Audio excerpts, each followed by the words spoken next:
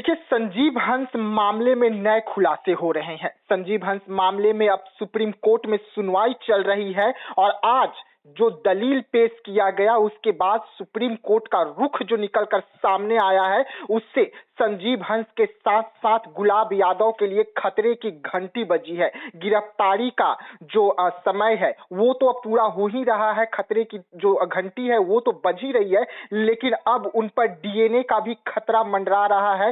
हो सकता है कि उन्हें अब तक जो डीएनए करवाने से मना करते आ रहे हैं तो अब सुप्रीम कोर्ट कहीं उन्हें डीएनए के लिए भी आदेश न दे दे। तो हम तमाम मुद्दों पर बात करेंगे और बात करने के लिए इस वक्त हमारे साथ फोन लाइन पर राहुल कुमार जी हैं, जो अधिवक्ता सुप्रीम कोर्ट के हैं, जो इस मामले की सुनवाई कर रहे हैं और बेहद करीब से इस मामले को देख रहे हैं। स्वागत है सर आपका। जी नमस्कार विस्तार जी। सर, आपको ऐसा नहीं लग रहा कि जो ये मामला है इस मामले में कहीं ना कहीं कानून का अगर हम बात करें तो जो प्रक्रिया थी उसका दुरुपयोग किया गया है? जी ऑफ कोर्स ये तो बिल्कुल on the face of it this is very evident और बहुत ही पारदर्शी तरीके से ये दिख रहा है। और ये ना कि सिर्फ मेरे शब्द हैं बट आज during the course of arguments ये सुप्रीम कोर्ट ने भी ओपन कोर्ट में आज after hearing our submissions have given this observation that it seems that there is misuse process of law।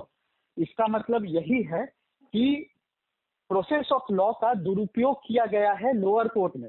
Lower court की जहां बात कर रहे हैं हम, यहाँ अभी जो ऑर्डर चैलेंज में है वो हाई कोर्ट का ऑर्डर है, जहां पे हाई कोर्ट ने मिनी ट्रायल चलाते हुए, वो भी बहुत प्रीमैच्योर स्टेज पे, केस को जो एफआईआर है वो एक अक्यूज्ड के फेवर में क्वैश कर दिया। जबकि जो एफआईआर होता है इस पे एक स्पष्ट रूप से सुप्रीम कोर्ट के काफी जजमेंट्स हैं जो ये साफ साफ तरीके से कहते हैं कि जब भी कोई एफआईआर फाइल होती है तो high court should refrain itself from conducting a mini trial at a premature stage. अब मैं प्रीमैच्योर स्टेज क्यों कह रहा हूँ जी, आप देखिए तो एफआईआर की तारीख क्या थी?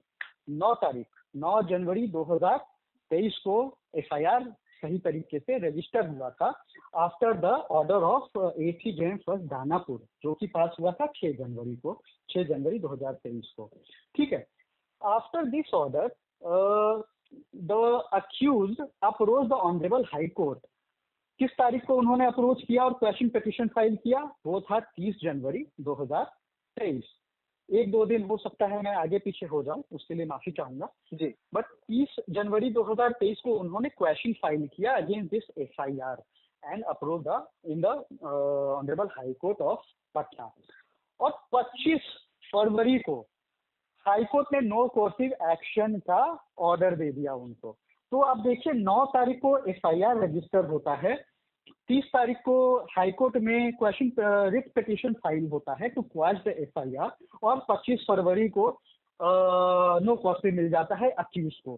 तो इतने कम समय में पुलिस ने क्या ही जांच किया होगा जी। उसके आगे बढ़ते हैं। Within I guess 9 months, not 9 months, 7 months, that is on sorry it was passed in January 23.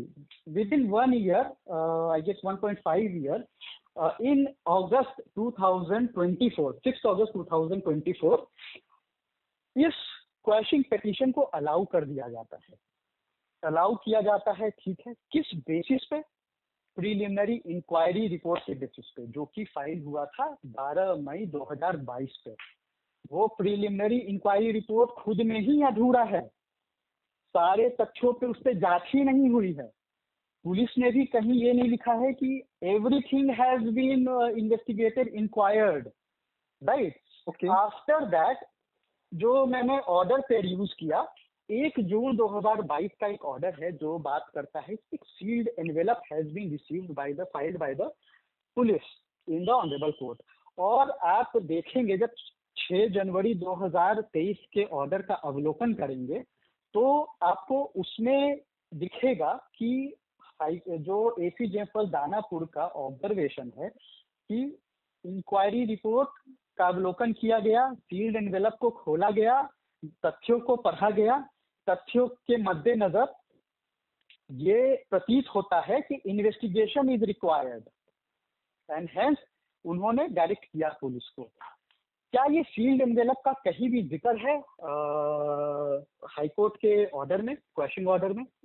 क्या हाईकोर्ट ने अपने ऑर्डर दिनांक 6/8/2024 पास करने से पहले स्टेट या पुलिस से कोई भी रिपोर्ट मंगाई कि please file complete status report as to what is the status of both the accused or what are the findings against, complete findings till this date, not till 12 May 2022 but till this date, complete finding, please file a report? क्या file किया गया? राहुल जी तो ये इतनी जल्दबाजी क्यों हुई? Police ने भी बड़ी जल्दी कार्रवाई की और कोर्ट ने भी बड़ी जल्दी सुनवाई कर ली, तो इतनी जल्दबाजी क्यों हो रही थी इस मामले में? देखिए, जल्दबाजी क्यों हुई इसका जवाब देने के लिए मैं सही व्यक्ति नहीं हूँ। जहाँ मैं बस ग्लेयरिंग डिफेक्ट्स जो हैं हाईकोर्ट के उसमें वो मैं पॉइंट आउट कर सकता हूँ, बाकी इसके लिए तो पुलिस और वहाँ का प्रशासन माननीय होगा। अगर हम माननीय हाई कोर्ट की बात करें तो हाई कोर्ट ने इस केस को आगे बढ़ाया, जबकि सुप्रीम कोर्ट ने इस पर अंतिम रोक लगा के रखी हुई थी। सुप्रीम कोर्ट ने रोक लगा के रखी थी और हाई कोर्ट ने इसका डिसीजन तक पहुंच गए, तो ये कार्रवाई बीच में कैसे हो गई? जी, अब मैं इस पे सुप्रीम कोर्ट की अंतरिम स्टे ऑर्डर जो थी उस पे मैं आपको जागरूक करता हूँ। हुआ यूं कि इन्होंने 12/12/2022 के ऑर्डर के अगेंस्ट एसएलपी इन्होंने फाइल किया आफ्टर एक्सरसाइजिंग ऑल दियर राइट, और उस एसएलपी में भी उन्होंने इन तथ्यों को छुपाया कि एफआईआर रजिस्टर हो रखा है, हमने एफआईआर के अगेंस्ट क्वेश्चन पिटीशन फाइल कर रखी है, और उस क्वेश्चन पिटीशन में हमें नो कोर्सिव ऑर्डर मिल रखा है। ये कोई भी तथ्य सुप्रीम कोर्ट के एसएलपी में इन्होंने फाइल नहीं किया। उन तथ्यों को ना देखते हुए या के अभाव में या क्योंकि वो सुप्रीम कोर्ट के सामने थी ही नहीं, तो सुप्रीम कोर्ट के सामने जो रखी गई उसके बेसिस पे सुप्रीम कोर्ट ने इंटरिम स्टे ऑर्डर दे दिया। वो इंटरिम स्टे ऑर्डर ये कहता है कि interim stay on all lower court proceeding. जी, राइट। ये स्टे ऑर्डर को उन्होंने नीचे हाईकोर्ट के सामने वो कभी लाए ही नहीं, जबकि ये उनकी जिम्मेदारी थी। उनकी जिम्मेदारी ये भी थी कि वो सुप्रीम कोर्ट में भी सारे तथ्य रखते, बट उन्होंने नहीं किया। सेम हाईकोर्ट के साथ भी उन्होंने यही किया।